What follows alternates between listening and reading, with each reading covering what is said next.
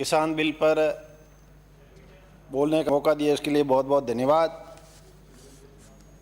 सभापति महोदय, आज जो चर्चा चल रही है सदन में, वो चर्चा केंद्र सरकार द्वारा, भारत सरकार द्वारा किसानों के विरोध में 3 बिल जो पारित कराए गए, उनको बाईपास करने के लिए, उनमें संशोधन करने के लिए चर्चा हो रही है। माननीय सभी सदस्यों ने अपनी अपनी राय रखी। माननीय सभापति महोदय, सरकार ने संशोधन बिल लाई है। ये सरकार उस पार्टी की है जो पार्टी पूंजीपतियों के विरोध में इस पार्टी को पैदा होना पड़ा था। हमारे विरोधी साथी कह रहे थे, सुबह से मैं सुन रहा था कि आपने 72 साल के 60 साल तक आपने राज किया, 65 साल तक राज किया। राज कोई यूं ही भूले में नहीं किया है। किसानों ने, मजदूरों ने प्यार दिया, आशीर्वाद दिया इस पार्टी को। ये पार्टी हमेशा किसानों के प्रति समर्पित रही है, मजदूरों के प्रति समर्पित रही है। इस पार्टी का हमेशा किसानों के प्रति हमदर्दी रही। इस पार्टी ने कभी मन की बात नहीं की। मनमोहन सिंह की नीतियों ने किसानों के प्रति, किसानों का भला किया।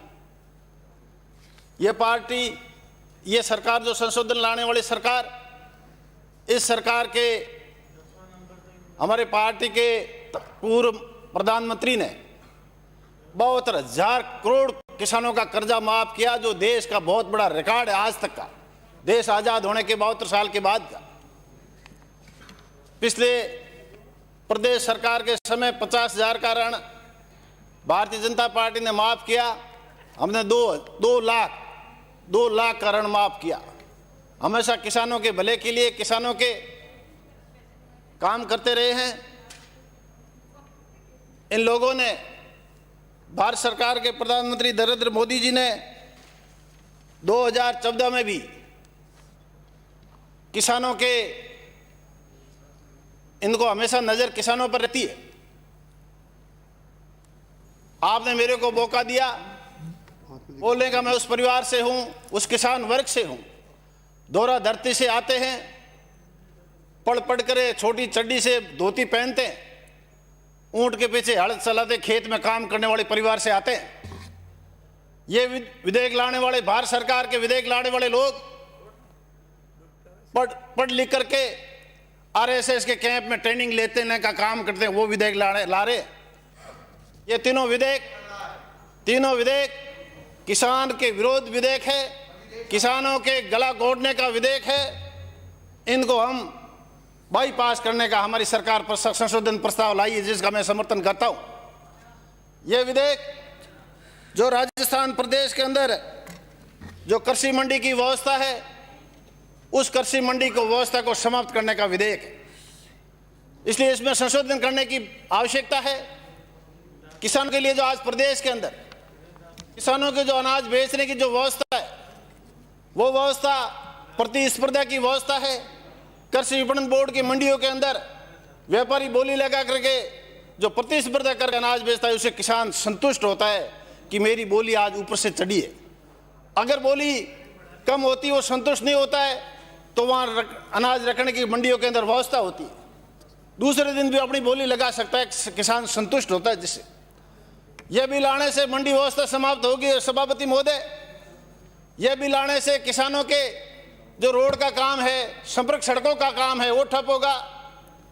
यह बिल आने से किसानों के जो खेतों में काम करने की रुचि, वो समाप्त हो जाएगी।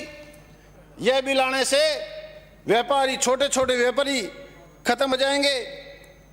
यह बिल आने से, इन्होंने 2014 में भी भूमि अधिग्रहण का बिल लाए थे।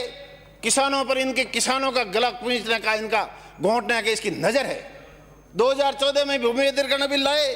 सम्मान्य राहुल गांधी जी के नेतृत्व में कांग्रेस पार्टी ने विरोध किया, सहयोगी दलों ने भी विरोध किया, इनको बिल वापस लेना पड़ा।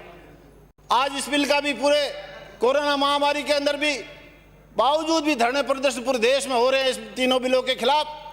और पंजाब में भी भारी विरोध हो रहा है, इस कोरोना महामारी के वजह से बावजूद भी एजुकेशन जगह जगह हो रहे हैं।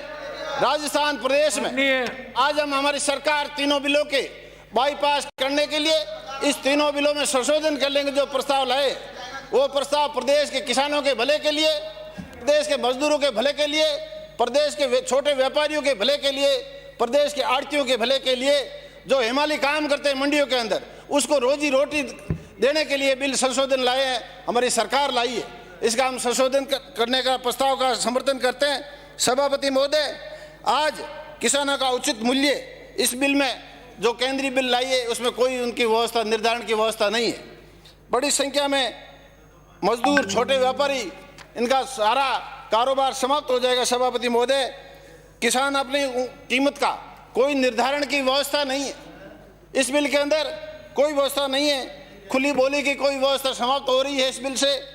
और नए एक्ट में सभापति महोदय एमएसपी की जब आज देश के प्रधानमंत्री नरेंद्र मोदी जी गुजरात के मुख्यमंत्री हुआ करते थे, उन्होंने जब मांग रखी थी कि एमएसपी को कानूनी तौर पर लागू किया जाए पूरे देश के अंदर, आज एमएसपी की व्यवस्था वो समाप्त करें खुद ही। इसलिए ये तीनों बिल किसान विरोधी बिल है। आज पूरे देश के अंदर किसान इस बिल का विरोध कर रहे हैं, राजस्थान प्रदेश की सरकार इसका विरोध कर रही है। ये किसान, मजदूर, छोटे व्यापारियों का गला काटने का बिल है माननीय सभापति महोदय। इसलिए मैं आपसे ये किसानों का शोषण करने वाला, अभी विवाद की छोटे मोटे जो कोर्ट के व्यापारियों के आपने किसानों के विवाद हो जाते हैं, उनका जो एसडीओ को पावर दिया गया है, पहले सचिव स्तर पर, मंडी के सचिव स्तर पर इसका सारा विवाद का निपटारा होता था। एसडीओ के जाओ, एसडीओ आगे कमेटी बनाएगा, फिर लंबा तब तक किसान भटकते भटकते जितनी उपज का पैदावार होता है वो आज पूरा इसका जेब खाली हो जाएगी। इसलिए सभापति महोदय, मैं आपके माध्यम से तीनों बिलों का बाईपास करने का निवेदन करता हूं। चूंकि ये बिल पूरे प्रदेश के किसानों के हित के लिए है। आज जिस तरीके से कहीं जोत छोटी है, कहीं जोत बड़ी है, छोटे व्यापारियों के लिए मंडी के अंदर माल जब ले जाते हैं तब तो उसका भाव पूरा मिलता है। बड़े व्यापारी कहीं भी इसका पूंजीपतियों को, क्योंकि इसका इसी एक्ट का 1955 में इसी एक्ट जो लागू हुआ था, उस इसी एक्ट को इन्होंने समाप्त कर रहे हैं। इसी एक्ट से जो इनका भंडारण का इनको छूट दी जा रही है बड़ी कंपनियों को, इसलिए फार्मिंग कॉन्ट्रैक्ट का इस तरह की व्यवस्था ये किसान विरोधी व्यवस्था है। आने वाले समय में किसान इन कंपनियों के मजदूर बन के रह जाएंगे। सभापति महोदय, मैं आपसे मेरा ये निवेदन रहेगा कि इस बिल को संशोधन बिल है, इसको पारित किया जाए और सभी माननीय सदस्य जो किसान वर्ग से आते हैं, आज कोई बाहर अनाज ले जाने की, अपनी जिस ले जाने की कोई मना नहीं है। आज जीरा ऊंजा लेकर अपने राजस्थान के व्यापारी बेचते हैं, मूंगफली पंजाब लेकर के बेचते हैं, वो भी छूट है। अपनी पैदावार कहीं ले जाकर बेचते हैं, वो भी छूट है। लेकिन मंडी की जो व्यवस्था समाप्त की जा रही है ये किसान के विरोध में है, किसान का गला काटने का काम है। मैं आपसे निवेदन करना चाहूँगा कि जो राजस्थान की सरकार जो आज की मंडियों की व्यवस्था है, शानदार मंडियाँ जगह जगह प्रदेश में है। हाल ही में माननीय मुख्यमंत्री जी ने जिस तरीके से मंडियों की भी घोषणा करी है, पूरे राजस्थान में मंडियों का जाल बिछा हुआ है। राजस्थान में सड़कों का मंडियों के माध्यम से जाल बिछा, सारे काम ये रुक जाएंगे, इससे ठप हो जाएंगे और बड़े बड़े व्यापारी, बड़ी बड़ी बाहर की कंपनियां आएगी और किसानों को अपना मजदूर समझेगी, मजदूर बना देगी।